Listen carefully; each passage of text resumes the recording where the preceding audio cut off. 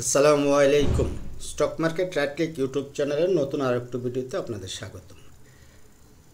আজ 19শে June, trade শুরু হতে আরও সোয়া ঘন্টা বাকি আছে। আপনাদের সাথে আলোচনা করতে আসছি।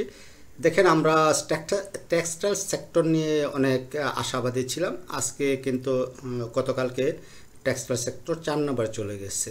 প্রায় প্রতিদিনই টেক্সটাইল সেক্টর 1 নাম্বার পজিশনে থাকতো আর কি। গত দুদিন ধরে ইন্স্যুরেন্স সেক্টরটা টপ 1-এ আছে। তো ইন্স্যুরেন্স সেক্টর নিয়ে আপনাদের আমি কিছু কথা বলছিলাম। তার মধ্যে একটা শেয়ার দিয়েছি আমরা গত পরশুদিন, ক্রিস্টাল ইন্স্যুরেন্স। আশা করি ক্রিস্টাল ইন্স্যুরেন্সে আছেন আপনারা।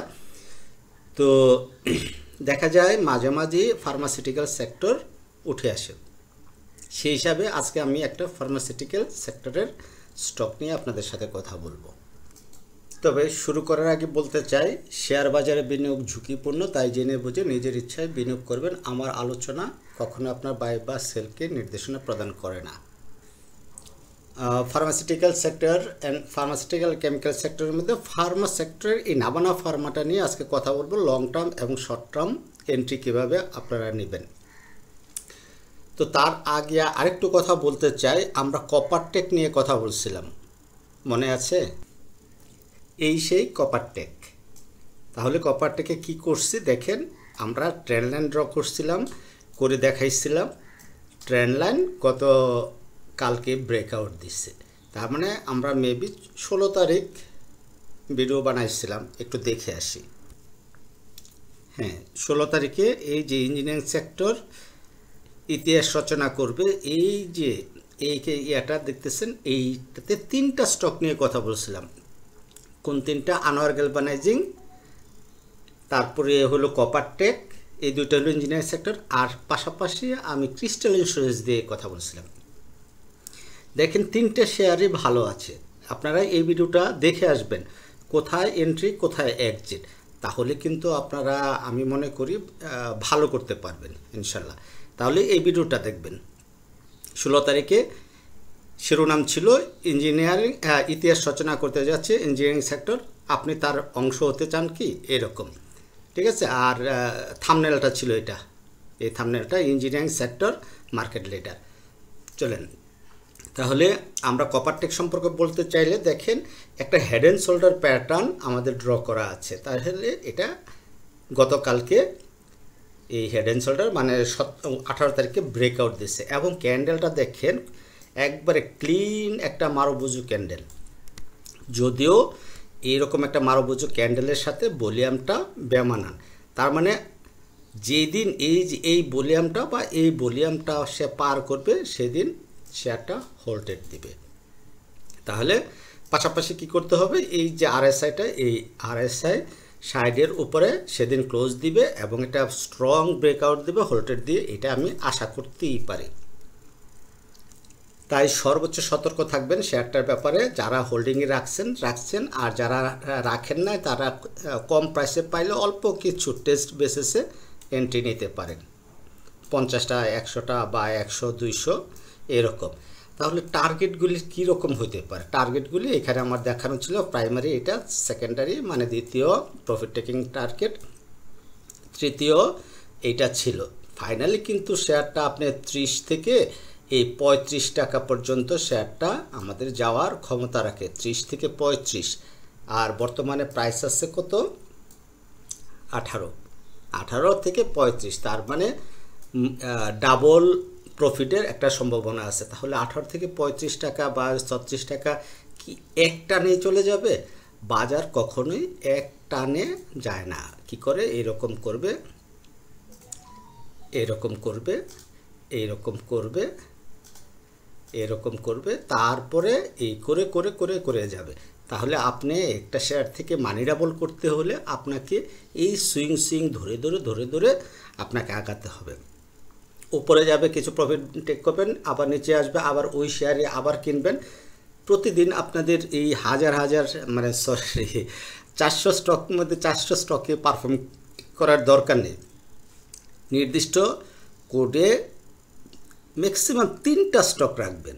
তাতে করে এই 3টা স্টককে আপনি খেয়াল রাখতে পারবেন, তার উত্থান পতন আপনার চোখে প্রপার ওয়েতে ধরা পড়বে এবং আপনি ডিসিশন মেক করতে পারবেন যে আসলে কি করতে চাচ্ছেন। আপনার কোডে যদি 20টা স্টক থাকে, আপনি সারাদিনে এই 20টা স্টক দেখতেই পারবেন না কোনটা বাড়লো কোনটা কমলো, এটা কখন বেচা দরকার কখন কিনা দরকার। তাহলে আপনি নেটিং করবেন, অবশ্যই আপনার কোডে যথাসম্ভব শেয়ার সংখ্যা কমায় আনবেন। আমি 3টা বলছি, একজ্যাক্ট 3টেই রাখতে হবে এরকম না। যাদের পোর্টফোলিও ছোট তারা 2টেও রাখতে পারেন, যাদের পোর্টফোলিওর সাইজ অনেক বড় তারা আরও কিছু বেশি রাখতে পারেন। তবে চেষ্টা করবেন যথাসম্ভব স্টক কমায় রাখার জন্য। তাহলে আজকে আমরা কি কথা বললাম আমরা কপারটেক নিয়ে কথা বললাম, আনোয়ার গ্যালভানাইজিং নিয়ে কথা বললাম। চলুন তো একটু আনোয়ার গ্যালভানাইজিংয়ে কী অবস্থা দেখে আসি। দেখেন আনোয়ার গ্যালভানাইজিংয়ের পজিশন ভালো, গতকালকে ভালো একটা ভলিউম পাইছে, আরএসআইও ডেভেলপ করছে। তবে এই ক্যান্ডেলটা একটা মাদার ক্যান্ডেল, আমরা এই ক্যান্ডেলই বাই করতে বলছি, মানে এই ক্যান্ডেল না, এই ক্যান্ডেল আমরা অ্যানালাইসিস দিচ্ছি গত পরশু মানে 17 তারিখে। যদি আপনারা বাই করে থাকেন তাহলে 55 টাকায় আপনারা হয়তো বাই করছেন। তার মানে এটা আজকেও যে ক্যান্ডেলটা দিচ্ছে এইটাও পারফেক্ট ক্যান্ডেল না। এই যে আপনারা 58 টাকার উপরে যদি আজকে সে ক্লোজিং নিশ্চিত করে তাহলে বোঝা গেল সে এই জায়গাটা আমার অ্যাকুমুলেশন ফেজটা এখানে লেখা ছিল যে 59 টাকা, এই 59 টাকা আর বাধা পাবে না, শেয়ারটা একবার ধাপ করে উঠে যাবে।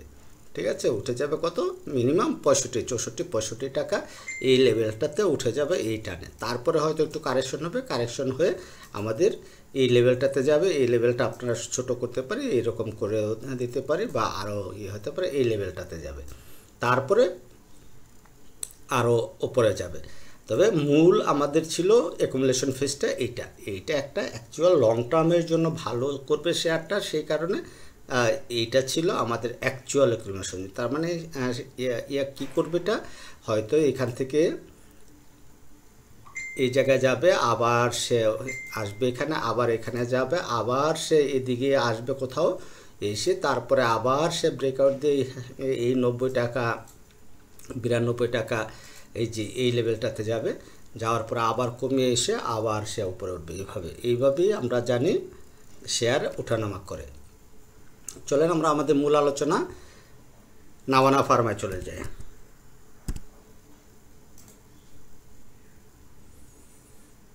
দেখেন একটা শেয়ারের এখানে আমার একটা হারমোনিক প্যাটার্ন আমাদের ড্র করা আছে, সেই ড্র অনুযায়ী এটা কিন্তু হারমোনিক প্যাটার্ন সে শেষ করছে। আমরা মেবি এপ্রিল মাসের একটা অ্যানালাইসিস দিয়েছি আপনাদের, সেটা মেবি এই তারিখে, হ্যাঁ এপ্রিল মাসের 23 তারিখে দিয়েছিলাম যে সম্ভাবনা আছে, তাহলে পরের দিন কমে তারপরে কিন্তু আমাদের একটা প্রফিট আমাদের দিচ্ছে।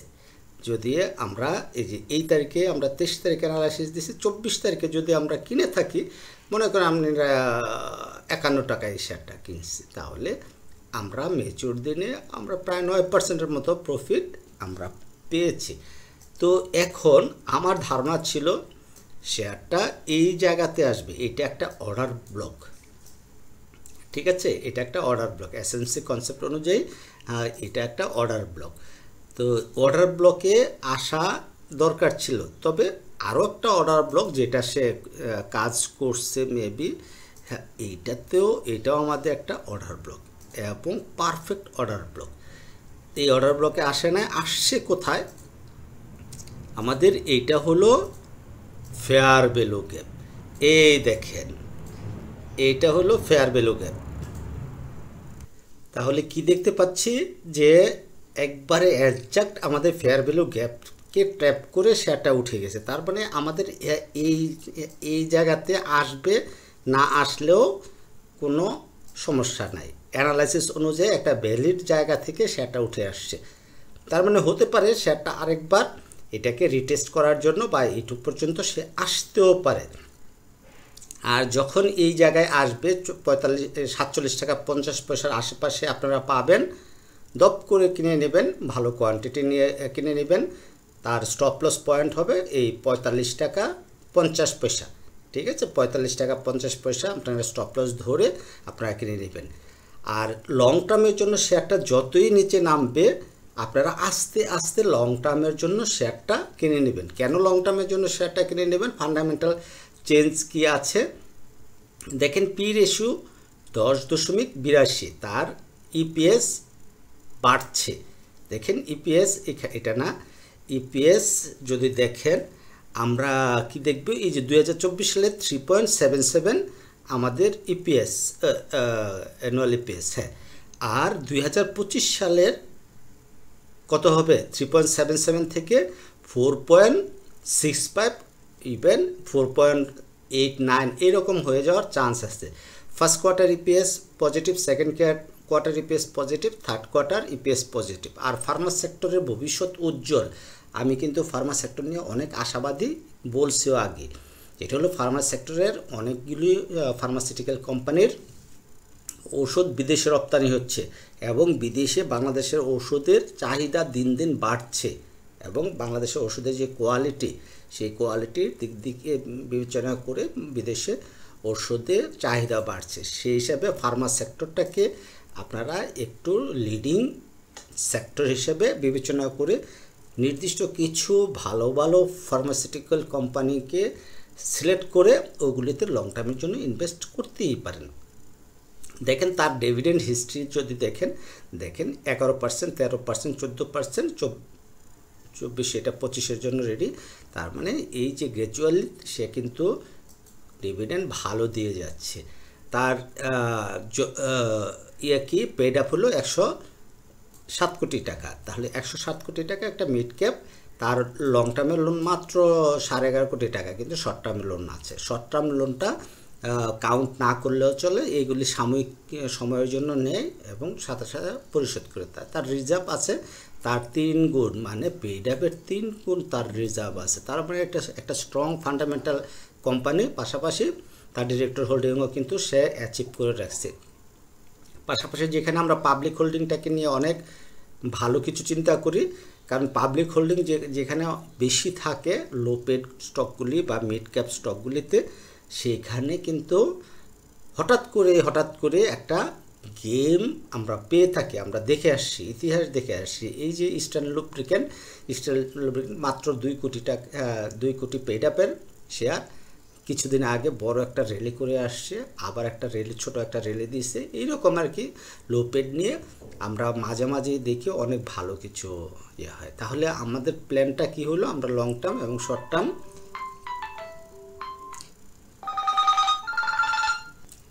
তো যে জায়গাতে ছিলাম আসলে ফোন আসে, এই কারণে একটু ডিস্টার্ব হয়ে গেল, সরি। হ্যাঁ, তো যে জায়গাতে ছিলাম এই হলো আমাদের ফান্ডামেন্টাল অনেক ভালো শেয়ার। কোম্পানি বিদেশে ঔষধ রপ্তানি করে, সেগুলি সব কিছু মোটামুটি আমরা ভালো দিক খুঁজে পাইছি। তাহলে আমরা লং টার্মের জন্য যত নিচে আসবে আস্তে আস্তে, যদি এই জায়গাতেও আসে আমরা আস্তে আস্তে এটা কালেকশন করব।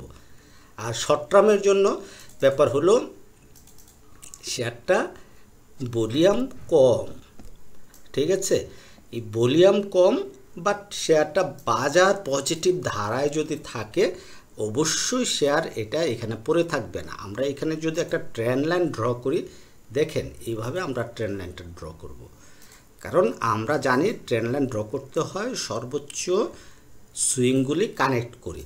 তাহলে আমরা এখানে 3টা সুইং কানেক্ট করে আমরা শেয়ারটাতে একটা ট্রেন্ড লাইন ড্র করলাম, ঠিক আছে। তাহলে কি হলো, আমাদের কিন্তু এই ক্যান্ডেলই আমাদের ট্রেন্ড লাইন অনুযায়ী এই ক্যান্ডেলটাতে আমাদের কিন্তু এন্ট্রি পয়েন্ট ছিল। তাহলে আমরা যেহেতু এই পয়েন্টে আমরা এন্ট্রি নিতে পারি না, এটার ক্লোজিং ছিল 48 টাকা 60 পয়সা, মানে 48-49 টাকা। তাহলে এখন আছে 50 টাকা, 1 টাকা বেশি আছে। তাহলে আমরা এই স্টকে 1 টাকা বেশি থাকলেও আমরা এন্ট্রি নিতে পারি, কোনো ব্যাপার না। তবে সবচেয়ে ভালো হয় যদি এই যে ক্যান্ডেলটা আমরা কিন্তু আপনাদের অ্যানালাইসিস শেখাচ্ছি, ঠিক আছে। এই যে ক্যান্ডেলটা, এই ক্যান্ডেলটার হাই আছে 51 টাকা 30 পয়সা। এই 51 টাকা 30 পয়সার উপরে যদি আমরা ক্লোজিং পাই এবং পাশাপাশি ভলিউম যদি এই ভলিউমটাকে পার করতে পারে তাহলে কিন্তু আপ ট্রেন্ড কনফার্মেশন দিবে। মনে রাখবেন, এই 51 টাকা 30 পয়সার উপরে যদি ক্লোজিং পাওয়া যায়, পাশাপাশি ভলিউম আমাদের 15 তারিখে 15ই জুনের ভলিউমের থেকে বেশি ভলিউম পাওয়া যায়, তাহলেই আমাদের আপ ট্রেন্ড কনফার্ম করবে। আর তখন আমরা আমাদের পজিশন বাড়াবো। এখন আমরা অল্প অল্প 50টা 100টা এরকম আমরা প্রতিদিন আমরা জমাইতে থাকবো শর্ট টার্মের জন্য, নট লং টার্মের জন্য। শর্ট টার্মের জন্য বলছি, যত নিচে আসবে আমরা আস্তে আস্তে কিনতে থাকবো এবং আমরা সেল করব না। লং টার্ম বলতে কত হতে পারে, 1 বছর হতে পারে, 2 বছর, 5 বছর, ইভেন 10 বছর হইতে পারে।